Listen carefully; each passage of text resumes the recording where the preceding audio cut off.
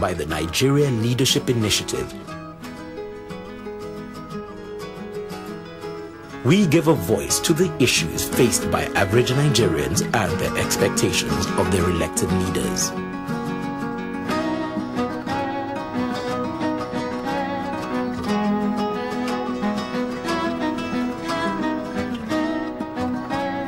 My name is Chimamanda, age 25.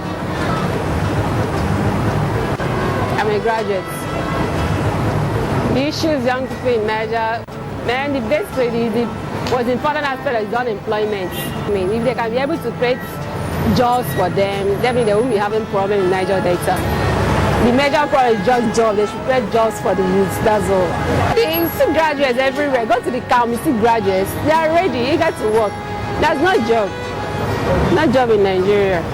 If they are job, they can be able to work. If they can be able to create jobs for the youth, I believe Nigeria will be better. We are all Nigerians. They should do well, that's all.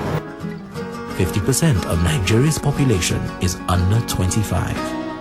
1 in 5 eligible candidates is unemployed in Nigeria. Without jobs, our young people will waste away. Our presidential candidates must tell us how sustainable employment will be created for Nigeria's youth. In the 2011 elections, employment must count. Stand Up Niger is a project by the Nigerian Leadership Initiative.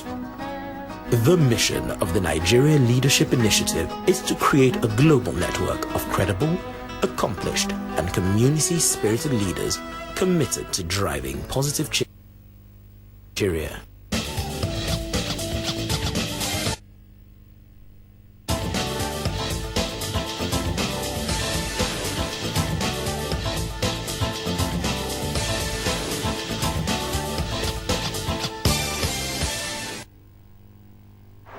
Welcome back. We're now going on to the topic of unemployment. And this question is from Tunde Shorinola in Lagos. There is a national crisis on our hands, and we are yet to realize it. For every job vacancy, over 10,000 resumes are received. Schools keep turning out graduates for jobs that are non-existent. To get a degree in Nigeria is like a visit to hell. And then to graduate and not find a job is simply unacceptable. What will your administration do to urgently tackle this crisis? Malam Ribadu, would you like to start? Thank you. Tunde, you are right. We have a crisis right here with us. And it's probably the biggest problem confronting us. It's one of the strongest reasons why I'm out. I want to be part of the solution. The intention is whatever we are going to do as a government will be to address this problem of unemployment. The economic reforms that we intend to carry out will be such that the focus is to create jobs, employment. If we are going to fix electricity, I can assure you the main fundamental objective is to address the problem of unemployment. Because if you get electricity, you are opening up the economy. And certainly people will get jobs to do. We do intend to invest heavily in constructions. It is in our own manifesto. We do intend to build houses and roads. Through that, we are going to create jobs. We do intend to invest heavily in agriculture. Those areas are capable of giving employment or creating job opportunities almost immediate as you are doing them. Some of the things that we have seen today in our country is so sad. The industry, for example, the oil industry, where as much as about 95% of our own revenue comes in, create less than 100,000 jobs. You use what you have to create jobs for your own people. The intention is to see the possibility of getting this money, invest it in the non-oil sector, and through that, you will be able to open up and that you will be able to get jobs in the private sector particularly. Because the private sector is the engine of growth. The private sector is what can create, it's not government. Certainly, this is the area to go. The private sector, because you talked earlier about investing, and it just seems to me there's a finite amount of money. that can be in a budget. And so all of these investments and all of these things, where will the money come from? The money is there. It's not just being applied properly now. It goes to the salaries of National Assembly members to buy aeroplanes for our president to continue to fly and the First Lady. It goes to... Thank you. That's why the money is going. Thank you, Madam Ibandi. Chimamanda, would you like to... Yeah, the first thing is that he was just warming up into it. And my idea about employment is that from day one, and we've already released this, I'm an expert in that. I'm a businessman. I've already created jobs for a lot of youths on the streets of Nigeria, at home and abroad.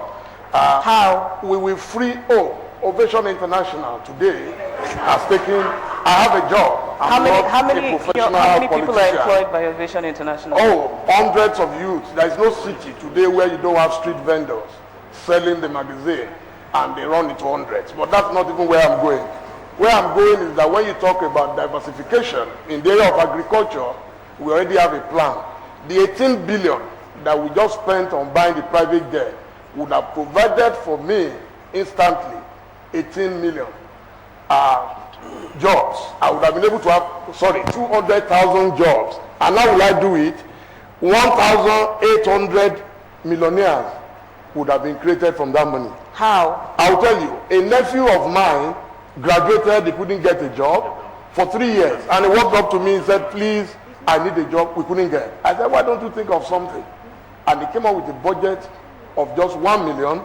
Today he's cultivating 10 hectares of land in Osun State. He's employing 20 people. So if we had been able to free some of the money that we're spending on the personal comfort of our leaders, I can tell you that we would have been able to create 200,000 jobs instantly. Look, the kitchen of the vice president is going to be fitted with about 500 million. That's 2 million pounds. I'm telling you, I own a very big restaurant, and I don't know of any restaurant in China or in India that even if you want to roast a whole cow in an oven, it's a very serious matter. You would use the money as capital. So the money, so we will be able, I participate in the entrepreneur series on television, and you'll be able to give it to this guy. Thank you, Chief Mahmoud. I'm sorry, Thank you. Governor Shekara. Thank you very much. I think there are two fundamental areas that need to be addressed when you're talking of unemployment. One, of course, is the private sector. And when you're talking of the private sector, there are 2 or 3 levels. Of course, you're talking of the higher level of the industrialization, bringing in investors to open up factories, manufacturing, and so on, because this employs quite a large number of people. The second segment of it is the middle level and the lower level of the economy. Small businesses that you need to encourage. Government needs to create the environment. It's not government that will provide the funds. No government on earth will be in a position to provide all of the funds to employ people or to do investment. What government needs to do is to create a conducive environment that is healthy enough to attract both the foreign and the internal investors. This we need to do, like the power issue we've mentioned, and the acquisition of plots of land. The cost of doing business in Nigeria is quite high. It's expensive. We need to reduce that so that you need little money to be able to start off a small-scale business so that we can be employing 2, 3, 4 people. The other level is self-employment. And self-employment goes to the issue of skill acquisition, the training of the youth in different trades, vulcanizing, electronic repairs, computer operation, name it. You have so many small business. I've done that in Kano. We have been able, for the last 8 years that we've been there, on the average, every year we empower minimally 5,000 youth. We recruit them, we take them into different trades, we train them, and we give them the tools and support to go into businesses. Thank you, Governor Shekara. Now, we sent somebody out on the streets to find out what young people really think about the issues that concern them. And we have a video of that which we would like to show you.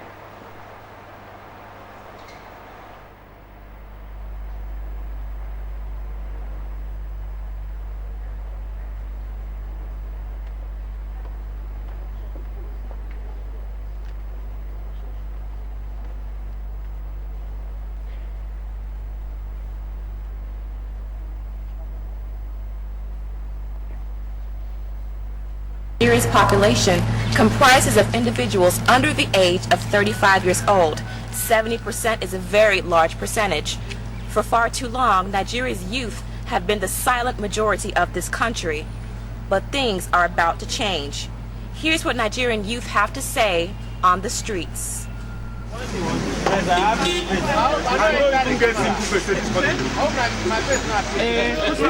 We seem to have a population of people with the wrong values. Forget about voting. Who are you voting for? You say whether I'm registered to select, and which I'm not among of those that select. It's for the high rankers, not for somebody like us. Because if you vote, your vote, at the end of the day, the vote may not count. Female youth, we are deprived of a lot of things. Starting from the home, starting from my house, personally. I want to see the president aspirant that's going to commit up to 26% of the Nigerian budget as being ascribed by the UN UNESCO benchmark for education. Is there any of you over there that can give us 26% in our budget? Family should start embracing the fact that the same right I have is the same right my male brother has. It's the same right my younger brother has, the same right my elder brother has. We can't just fight corruption. We can't just fight corruption, and I say that modestly. Nigeria may change, but not now with that kind of level of corruption now. We can work on power and generating constant electricity. I don't have to spend so much on buying generators, fueling those generators. Don't look at me because I am a skirt. Don't look at me because I am not like the way you people are. Just look at me of what stuff I am made of. You can catch the bigger thieves, but what about the petty thieves? How exactly would you deal with that? I have faith for Nigeria. Thank you.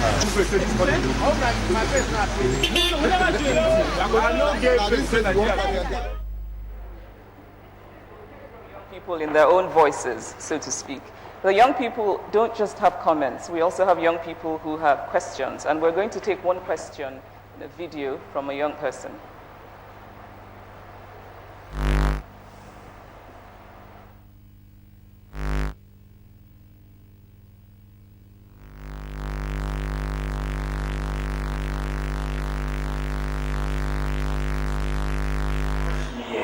How do you as a candidate intend to bring together youths in formulating policies within Nigeria to help build the country? Well, Amibade, would you like to start? Yes. I have said it before, and I will say it again. My main reason of getting into politics is also to fulfill this ability for the young men and women of this country to have a chance to participate.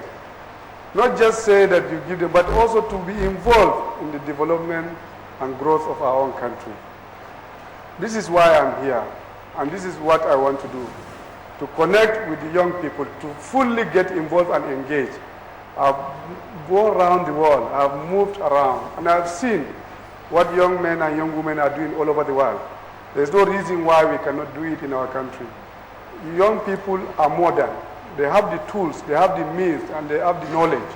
They can fully participate and indeed help to move this country forward. But is there any specific way that you would involve them in your policies?